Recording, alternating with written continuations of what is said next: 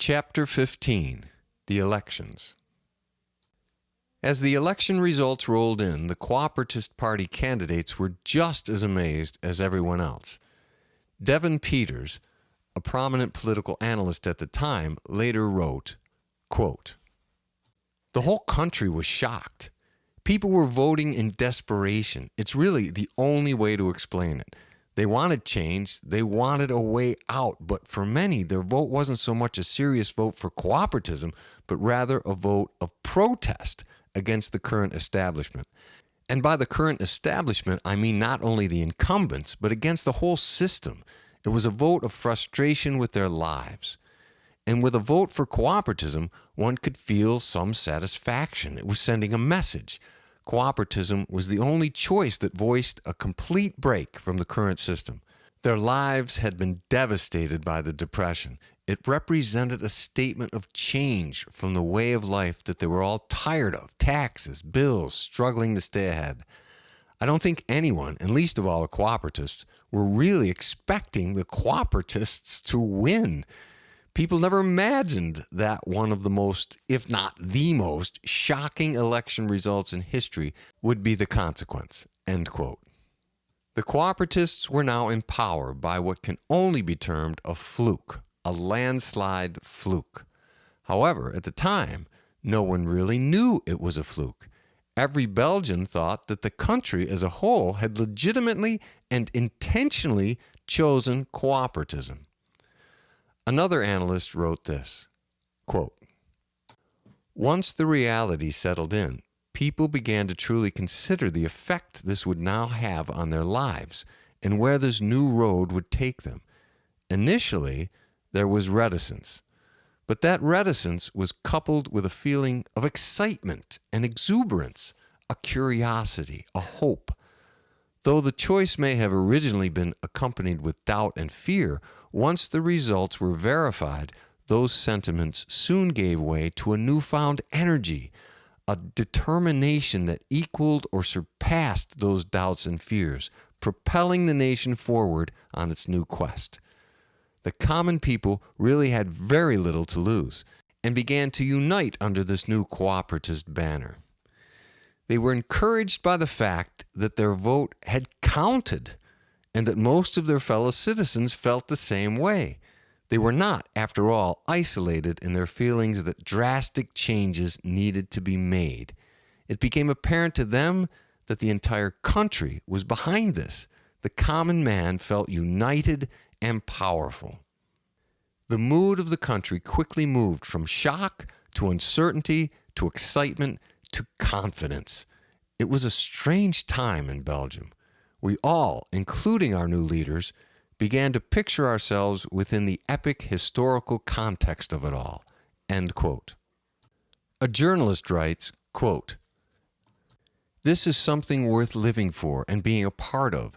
This is something that could change the world. It's much like America's experiment with liberty in the late 1700s, instituting a government of, for, and by the people.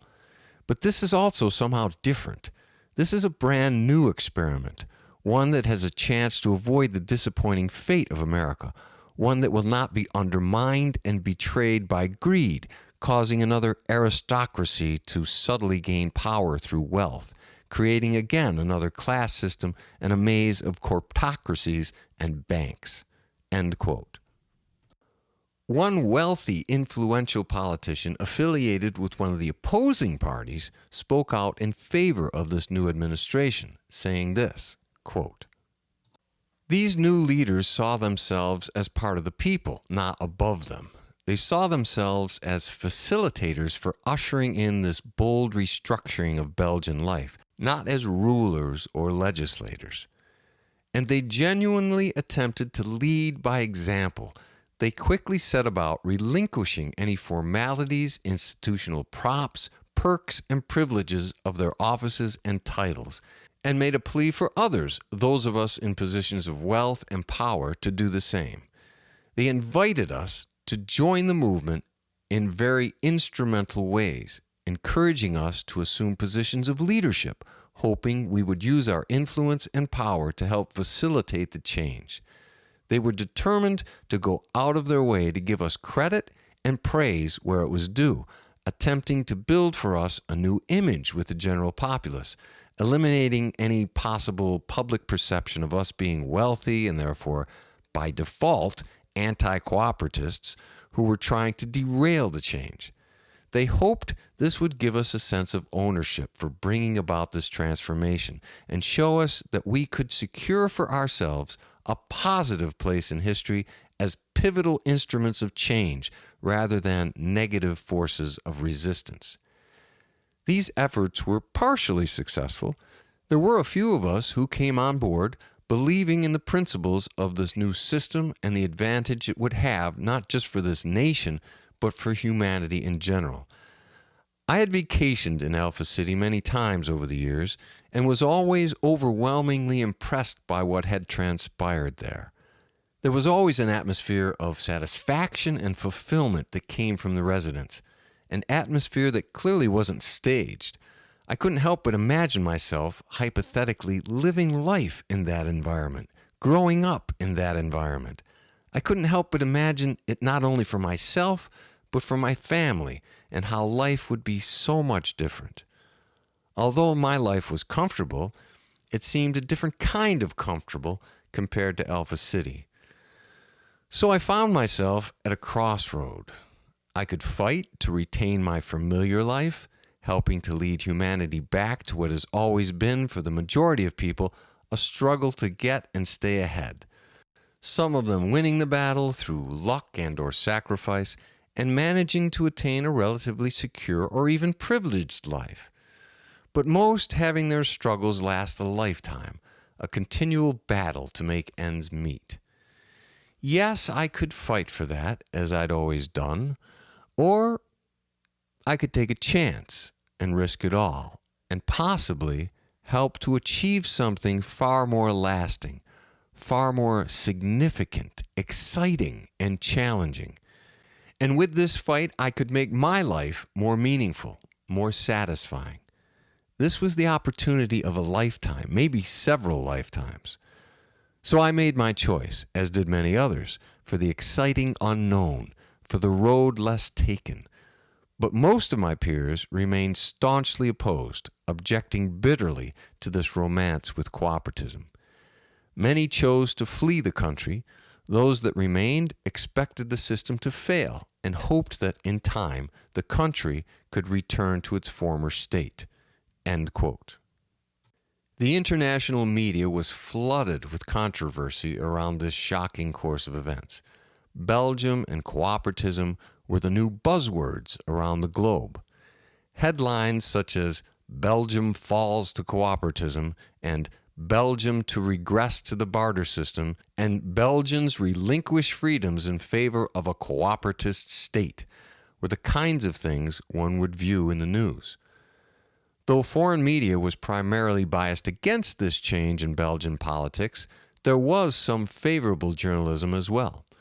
One French correspondent wrote this, quote, "I suppose the question we have to ask ourselves is, are the anticipated or potential faults, problems, and disadvantages of a cooperative system significantly greater than the current faults, problems, and disadvantages we are experiencing in the money system? If not, then are they potentially significantly less? If the honest answer to that is yes, then we must withhold our judgments against Belgium's decision until the system has a chance to prove itself or not. And this should even be more the case when we consider the apparent success of Alpha City. If you're a government shopping around for the best system for the people of your country, then isn't it really a question of which one affords the most advantage for the most citizens to be happy and fulfilled?" End quote. Around the globe, the sentiments were mixed. People were either shaking their heads or cheering. Those shaking their heads were generally the staunch capitalists, those who believed that liberty and capitalism went hand in hand, that freedom and free enterprise could not be separated. Those that were cheering were mostly the common people who were frustrated with the inability of their governments to improve their lives and instead catered to the wealthy and their corporations. A comment by Hermann Delgard, a German novelist at the time, became highly quoted. He says, "Enterprise is defined as a project or undertaking. In cooperatism, everyone is free to undertake any project they choose. But in capitalism, you have to fund it, finance it, and pay for it. So how is it free enterprise?" End quote. Followers of the various religions had different reactions to cooperatism. Many saw this as something forthcoming from the hand of God, who stepped in to offset the corruption, greed, crime, and oppression that the money system had inflicted on humanity. Others saw it as an act of the devil to derail society and head it towards some sort of lawless chaos, or worse, a communistic or fascist slave state. The Eastern religions, such as Buddhism, gravitated more toward cooperatism, for cooperatism seemed less concerned with the more material aspects of life, giving the individual the freedom to explore the more internal, personal, and spiritual nature of their being without being subjugated to a financial disadvantage because of that choice. The Western, more Christian-based religions were split. Those that sought a world where people could cooperate and help one another, each sharing equal amounts of responsibility for the welfare of all, found an affinity with cooperatism. Those that felt that personal wealth was meant to be part of God's plan for this life, giving a sort of stewardship to certain individuals, and therefore the opportunity and responsibility to choose wisely or poorly with regard to the use and distribution of such personal wealth and power, saw cooperatism as an attack on God's purposes.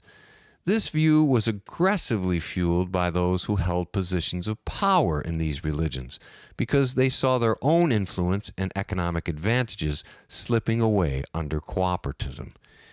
In the end, it was mainly this group which held out the longest and fought most fervently against the new system.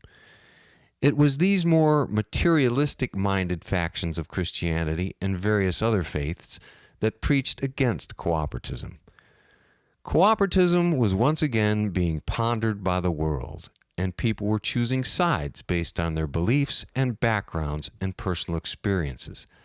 The capitalist governments were expecting Belgium's fling with cooperatism to fail miserably within 6 months or less, and were already concocting ways to subtly, or not so subtly, encourage this, using anything from propaganda to sabotage.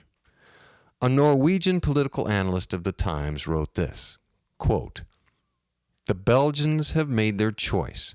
Now, for them, the problem becomes not, should we switch to cooperatism, but how do we switch to cooperatism?" End quote.